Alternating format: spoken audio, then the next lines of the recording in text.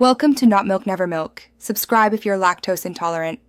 You begin by confirming your current SDS release and immediately export your workspace and preferences.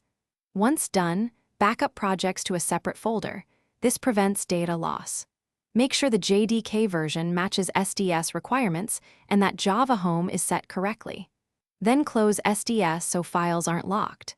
Finally, generate a list of installed plugins and third-party tools. You'll need that for compatibility checks before proceeding to the update process. You now download the latest SDS distribution appropriate for your operating system and verify the checksum to ensure integrity. Once verified, unpack the archive into a new directory. Do not overwrite your current installation to allow rollback if needed.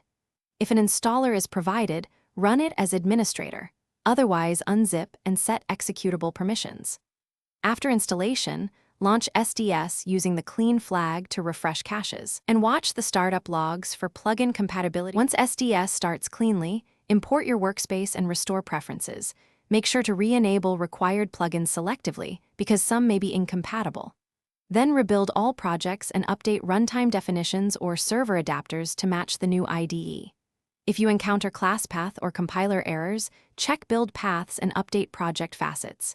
If things still fail, consult the log in the workspace metadata and, if necessary, revert to your backup installation and workspace while you troubleshoot specific plugin or JDK incompatibility. Thanks for watching. If this was helpful, leave a like and consider subscribing. See you next time.